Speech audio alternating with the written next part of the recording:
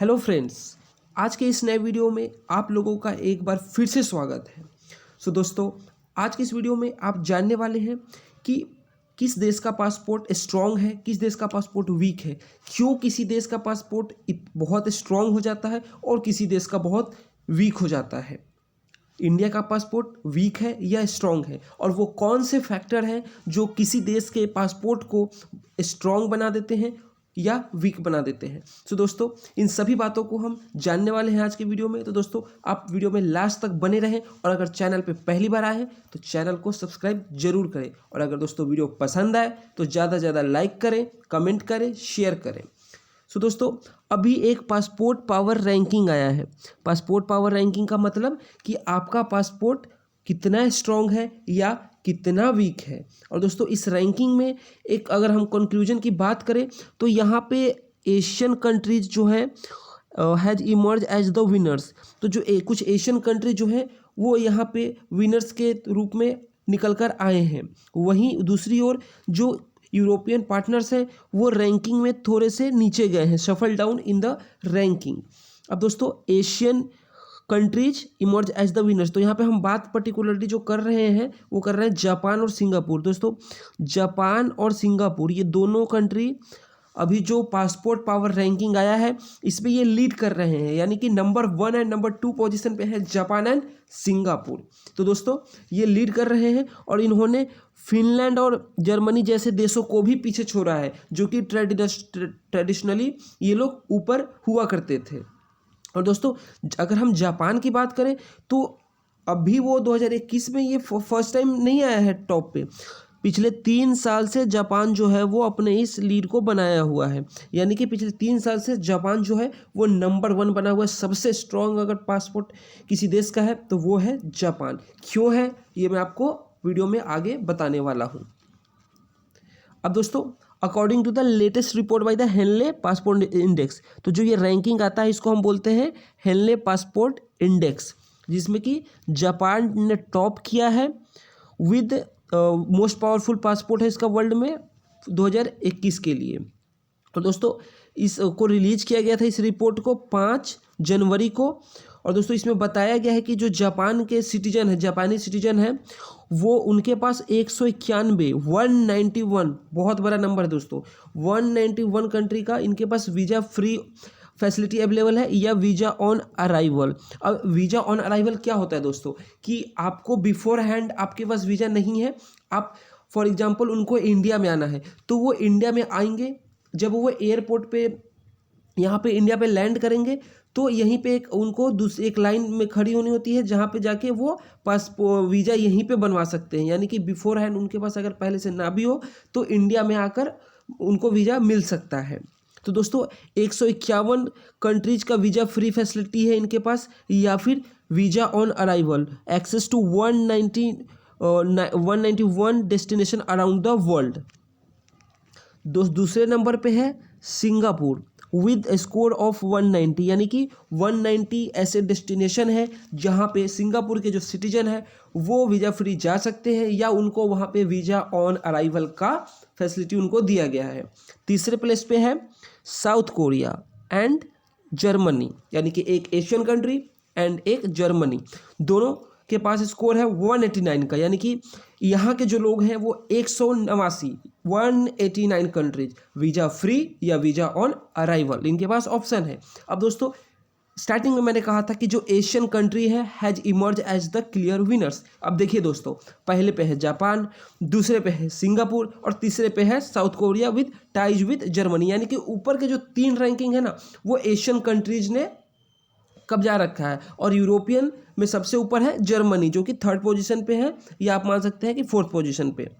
और दोस्तों, United states, UK, New Zealand, Switzerland, ये जितने भी कंट्री हैं ये टाई हैं 7th पोजीशन पे, यानी कि South Korea 3rd, Germany 4th, then 5th, 6th, 7th position जो है वो इन कंट्रीज ने टाई कर रखा है, और इनके पास 185 का स्कोर है। यानी कि यूएस के, यूके के, New Zealand and Switzerland in countries के जो सिटीजन्स है, जो लोग हैं, वो 185 डेस्टिनेशन जा सकते हैं वीज़ा फ्री, या फिर उनके पास ऑप्शन होगा वीज़ा ऑन अराइवल का।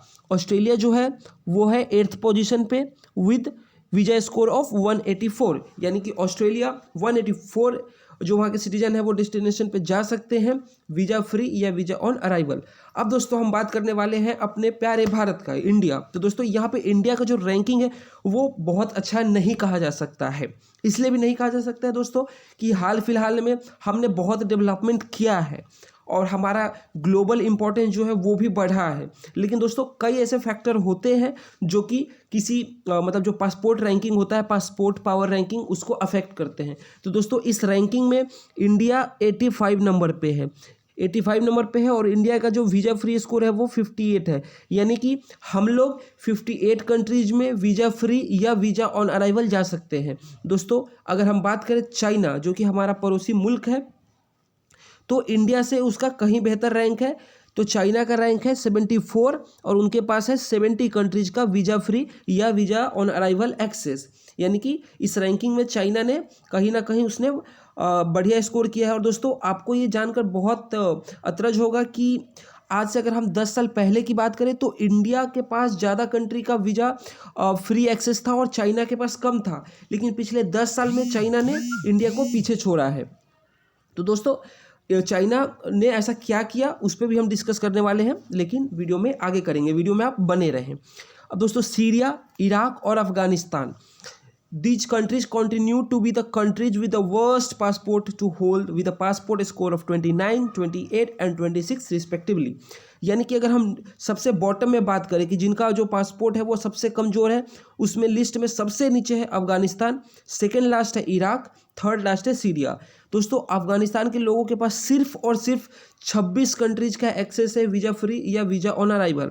अब दोस्तों अगर हम अपने और कुछ पड़ोसी मुल्कों की बात करें जैसे कि पाकिस्तान, नेपाल, तो दोस्तों पाकिस्तान का रैंक भी वर्स्ट पासपोर्ट टू होल्ड यानी कि वर्स्ट पासपोर्ट रैंकिंग में पाकिस्तान का नाम आया है। यानी कि पाकिस्तान का जो रैंकिंग है वो 107 है, नेपाल का है 104।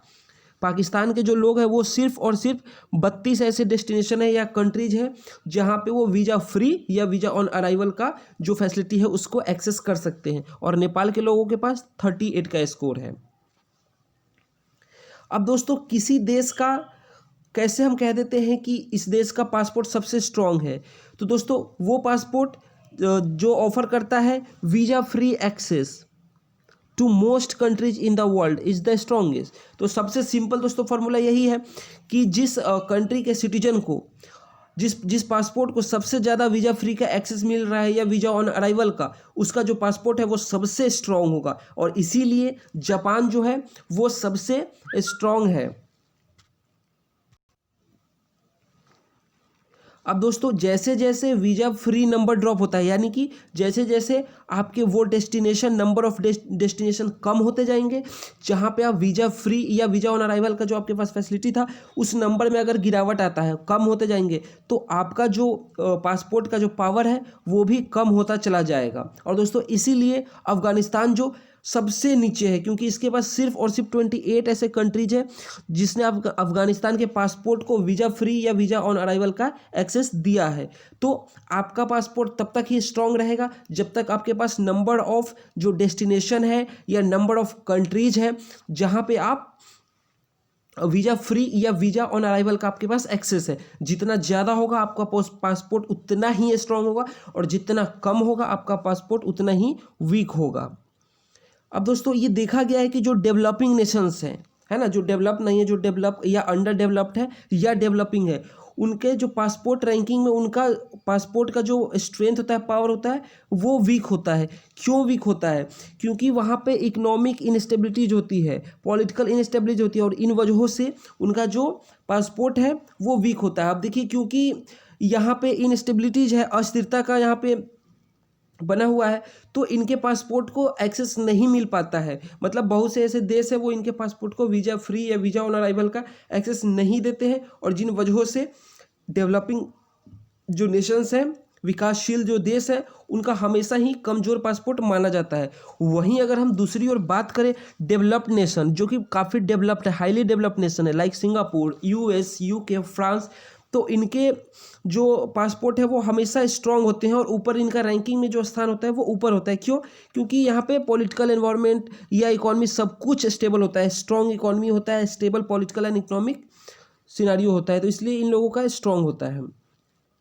अब दोस्तों मैंने इस वीडियो के स्टार्टिंग में कहा था कि वो कई ऐसे फैक्टर्स होते हैं जो कि पावर डिटरमाइन करता है किसी भी कंट्री के पासपोर्ट का, कि किस देश का पासपोर्ट कितना स्ट्रांग होगा या वीक होगा। तो कुछ फैक्टर हैं, तो दोस्तों उन्हीं फैक्टर्स को अब हम बात करने वाले हैं। तो दोस्तों जो हेनली पासपोर्ट इंडेक्स आता है, सबसे पहला इसमें जो फैक्टर है वो है कि कितने कंट्री आप विजिट कर सकते हो वीज़ा फ्री या वीज़ा ऑन अराइवल, यानी कि वीज़ा फ्री या वीज़ा ऑन अराइवल का आपके पास कितने डेस्टिनेशन या कितने कंट्री का एक्सेस है, पहला फैक्टर। दूसरा फैक्टर है दोस्तों इकोनॉमिक ग्रोथ, आपकी कंट्री ने कितना इकोनॉमिक ग्रोथ कर रखा है। तीसरा फैक्टर है global importance in the sense of trade and geopolitics, यानी कि विश्व में आपके देश का कितना महत्व है, इंपॉर्टेंस है। अगर हम बात करें ट्रेड और जियोपॉलिटिक्स की, आपके कंट्री में जो पॉलिटिकल स्टेबिलिटी है वो कितना है। एंड देन बायलैटरल रिलेशन, आपके रिलेशन बाकी कंट्रीज के साथ कैसे हैं। अब दोस्तों यहाँ पे मैं एग्जांपल लेता हूँ जापान, और जितने भी फैक्टर हैं देखते हैं कि क्या जापान इसमें सूट कर रहा है। तो दोस्तों जापान पहला फैक्टर है कि कितने आपके पास कितने ऐसे कंट्रीज या डेस्टिनेशन है जहां का आपके पास वीज़ा फ्री या वीज़ा ऑन अराइवल का एक्सेस है। तो दोस्तों जापान के पास 191 है। चलिए, तो ये फैक्टर जापान के लिए सही है। देन इकोनॉमिक ग्रोथ, दोस्तों आप सभी को पता है कि जापान का जो इकॉनमी है वो टॉप 5 में आता है, काफ़ी स्ट्रॉन्ग इकॉनमी है। चलिए, यानी कि उन्होंने ग्रोथ कर रखा है। तीसरा global importance in the sense of trade and geopolitics, तो दोस्तों ट्रेड के मामले में जापान का बहुत ही ज़्यादा इंपॉर्टेंस है और जियोपॉलिटिक्स में भी इंपॉर्टेंस है।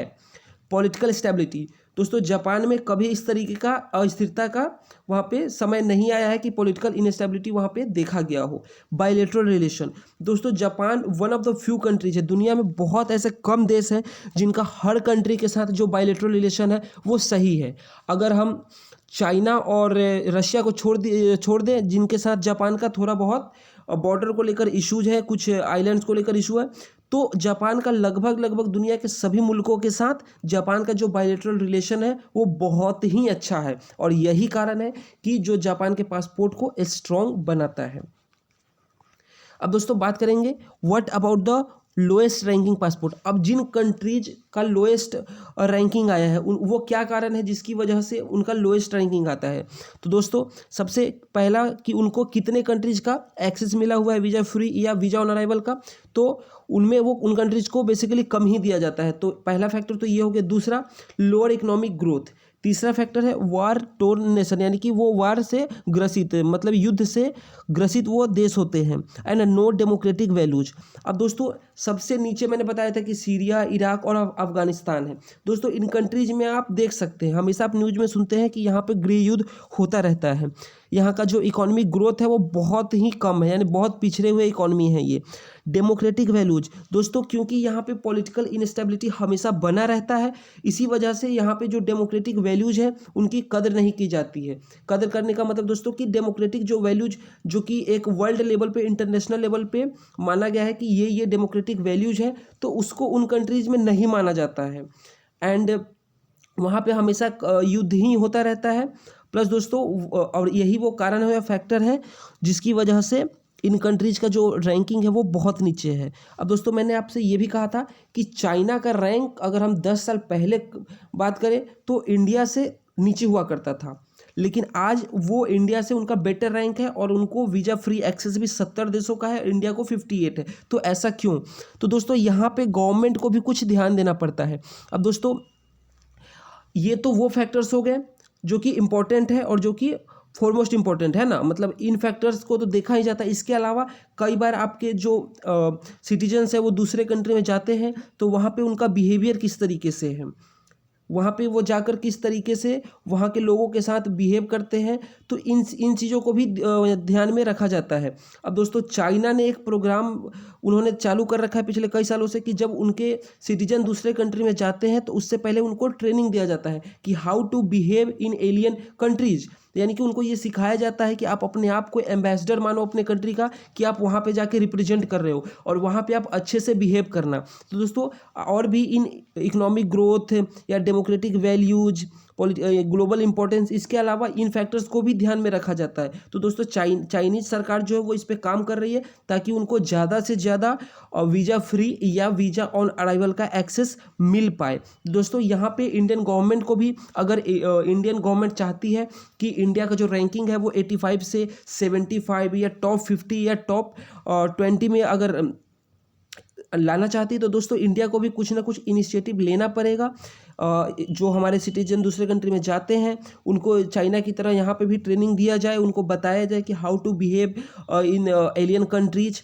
उसके बाद दोस्तों कुछ ऐसे इशूज हैं जिसकी वजह से इंडिया भी थोड़ा सा पॉलिटिकल इनस्टेबिलिटी में आता रहता है, जैसे कि लद्दाख में अभी आप देख सकते हैं कि वहाँ पे टेंशन बना हुआ है। कश्मीर इशू को लेकर हमेशा भारत और पाकिस्तान न्यूज़ में रहते हैं। तो कुछ इशूज हैं इंडिया के साथ जो कि शायद इंडिया इतना जल्दी उसको दूर ना कर पाए, बट दोस्तों हम ट्राई कर सकते हैं। और दोस्तों गवर्नमेंट लेवल पर भी एक इनिशिएटिव लेना चाहिए ताकि हमारा रैंकिंग थोड़ा सुधर सके और हमको अभी जो 58 कंट्रीज का वीज़ा फ्री एक्सेस है वो बढ़कर 70, 80 या इवन 100 तक पहुंचाया जाए, तभी जाके हमारा जो पासपोर्ट है वो स्ट्रांग हो पाएगा। तो दोस्तों ये वीडियो आपको कैसा लगा कमेंट करके जरूर बताइए, और दोस्तों वीडियो को ज़्यादा से ज़्यादा शेयर कीजिए, और अगर चैनल को अब तक सब्सक्राइब नहीं किए हैं तो दोस्तों चैनल को सब्सक्राइब जरूर करिए। तब तक के लिए दोस्तों बाय बाय।